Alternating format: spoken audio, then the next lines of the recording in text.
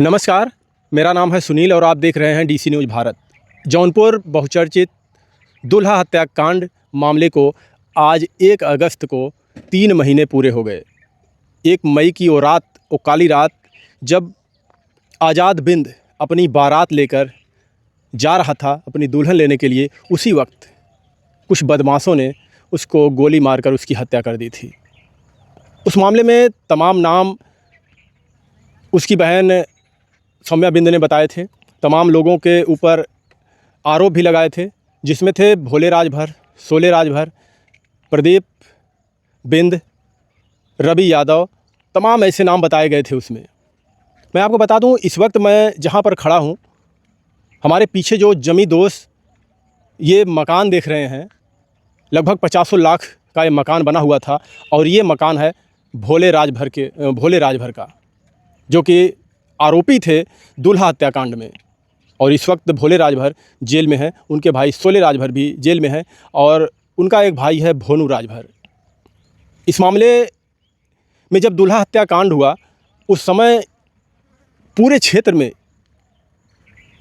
खास करके आसपास के जौनपुर के क्षेत्रों में तमाम दहशत का माहौल था और लोग कह रहे थे कि जब इस तरीके से कोई बारात लेकर जा रहा है, उसकी हत्या कर दी जा रही है, तो हमारे देश के लोग कैसे सुरक्षित रहेंगे।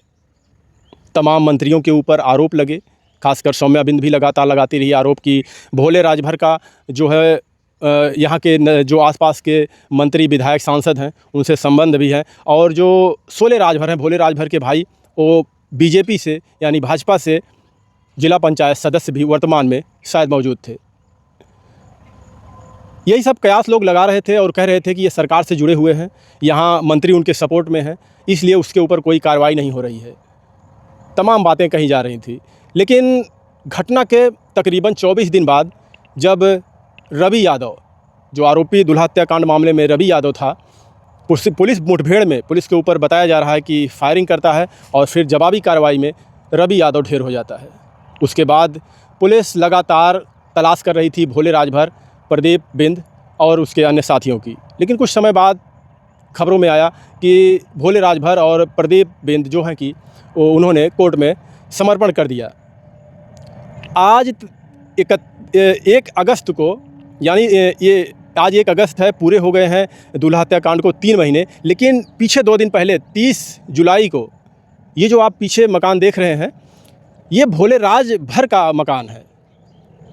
हम आते वक्त यहाँ लोगों से बात भी किए तो लोगों ने बताया कि ये मकान जो है कि भोले राजभर यहाँ पर बनवाए थे, जो दूल्हा हत्याकांड में आरोपी थे।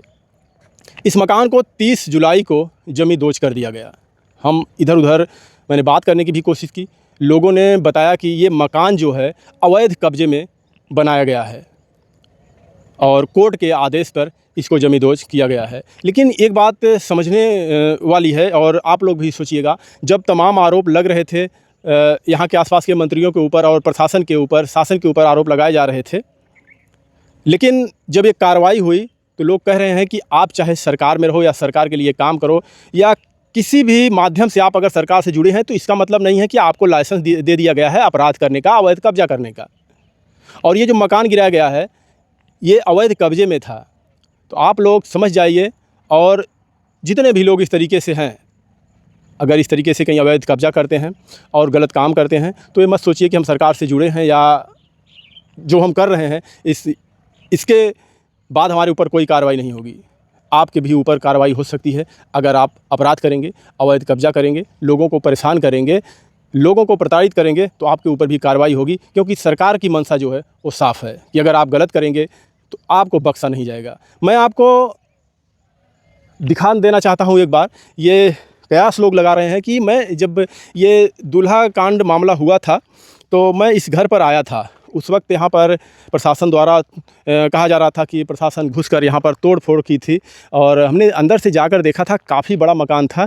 मैं कैमरामैन से कहूँगा आराम से थोड़ा बचा कर जाइएगा, क्योंकि लोहे के राड सब निकले हुए हैं। उधर से जाके ऊपर से वहाँ पर उधर भी दिखा दीजिए, थोड़ा से संभल कर जाइएगा, देखिएगा, गिरिएगा मत। ये काफ़ी बड़ा मकान था। इस मकान को बनवाने में लोग ये कयास लगा रहे हैं कि कम से कम 50 लाख रुपए लगाया गया था।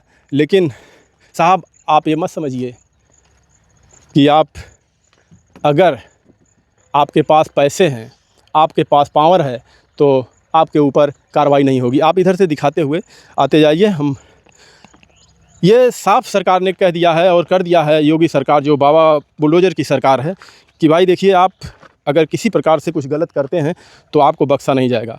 और आज भोले राजभर और उनके साथी जेल में हैं, लेकिन उनके इस लाखों के मकान को तोड़कर ज़मींदोज़ कर दिया गया है। आप देख सकते हैं काफ़ी बड़े पैमाने पर ये बनाया गया है, और लोग ये भी कह रहे हैं कि ये सरकारी ज़मीन में ये मकान बनाया गया था, जो कि ये अवैध था। हमने कई लोगों से बात करने की कोशिश किया, यहाँ आसपास के जो लोग हैं उनसे हमने बात किया, तो हमने इस बारे में पूछा, तो उन्होंने साफ कहा कि ये आबादी है या बंजर है, इसकी पुष्टि तो हम नहीं करते, क्योंकि यहाँ पर कोई है नहीं, इसलिए हम किसी से बात भी नहीं कर सकते।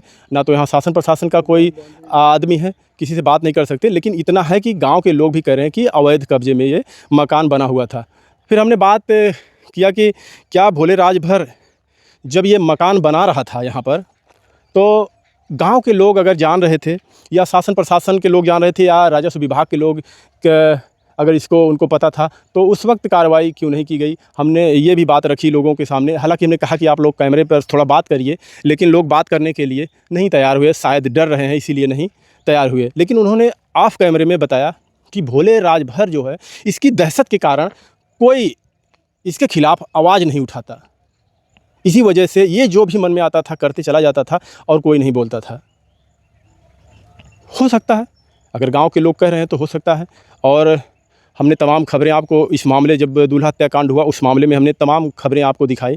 पीछे आप हमारे वीडियोज़ में जाएंगे, एक ब्राह्मण परिवार से हैं, एक पंडित जी, वो भी भोले राजभर और सोले राजभर के बारे में उन्होंने भी बताया कि कैसे उनके मकान को तोड़कर पीछे से उनके मकान को कब्जा कर लिया गया, और फिर उस ब्राह्मण परिवार को घर छोड़कर अपना भागना पड़ा, और वहाँ पर उस ब्राह्मण परिवार के मकान में भाजपा का कार्यालय स्थापित कर दिया गया। ये सब मामले थे।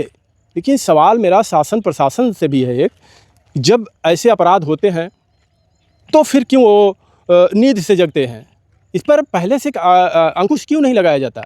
ये अगर भोले राजभर सोले राजभर इस तरीके से अपराधी बने, ऐसे अवैध कब्जे वो लोग किए, तो फिर किसी के संज्ञान में क्यों नहीं था। क्या ये बात मान लिया जाए कि भोले राजभर और सोले राजभर, इनका परिवार भाजपा से जुड़ा था, सरकार से जुड़ा था, इसलिए कुछ इन पर कार्रवाई नहीं हो रही थी। तमाम लोग तरह तरह की बातें कर रहे थे। अगर देखा जाए तो मंत्री गिरीश चंद यादव के ऊपर भी काफ़ी आरोप लगाए गए।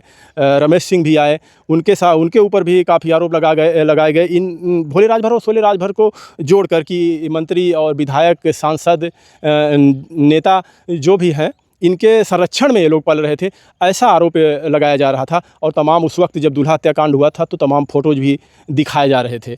हालांकि हम इसकी पुष्टि नहीं करते कि वो फ़ोटो सत्य था या फिर ऐसे केवल किसी को बदनाम करने के लिए वो फ़ोटो वायरल किया गया था, और इसकी हम पुष्टि नहीं करते। लेकिन उसी बीच आपने एक और वीडियो देखा होगा, मैं स्क्रीन पर भी एक वीडियो लगा दे रहा हूँ, जिस आज़ाद बिंद की हत्या हुई थी, दूल्हे आज़ाद बिंद की हत्या हुई थी, उसकी ये वीडियोज़ है। आप देखिए, ये भी किस तरीके से मारपीट कर रहा है अपने क्षेत्र के लोगों से। ये थोड़ा सा क्लिप मिला हुआ हमें, हम लगा दे रहे हैं, और बाकी इसकी कई वीडियोज़ वायरल की गई थी उस समय।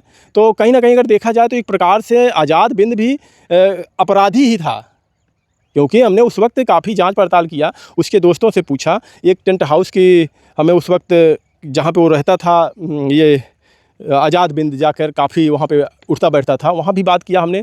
तो हालांकि कैमरे पर कुछ बातें ऐसी होती हैं जो लोग बोलना नहीं चाहते, लेकिन कैमरे के बाद जो उन्होंने बताया कि आज़ाद बिंद पिस्टल लेके चलता था, दो पिस्टल लेके चलता था, तो हमने उसमें सवाल भी किया तो उस वक्त नहीं लिया था क्या वो, तो उन्होंने कहा नहीं, उस वक्त उसकी शादी थी इसलिए वो नहीं लिया था। अब क्या है, लोगों की बातें तो हम सुन सकते हैं, वही आप तक पहुंचा सकते हैं कि ऐसे मामले थे उनके, वो भी कहीं ना कहीं मारपीट और ये झगड़े लड़ाई करने में पीछे नहीं था। इन जो आज़ाद बिंद और ये भोले राजभर, सोले राजभर, प्रदीप बिंद, ये सब रवि यादव एक ही साथ में बताया जा रहा था। इनकी बहुत बड़ी, मतलब कई लोगों का समूह था, और एक साथ ये लोग, कितने लोगों तो ये भी बताया कि जो रवि यादव आज़ाद बिंद था दूल्हा, उसका कम से कम 700-800 लोगों के मतलब गोल थी। लोगों को जब चाहता था वो जहाँ बुला लेता था, और कहीं भी मारपीट करने में लोग आगे हो जाते थे। तमाम ऐसे लोग आरोप लगाए अपने अपने, जो भी इस क्षेत्र के लोग थे। अभी तो फ़िलहाल आज़ाद बिंद इस दुनिया में नहीं है, तो लेकिन जो भी आप कर्म करते हैं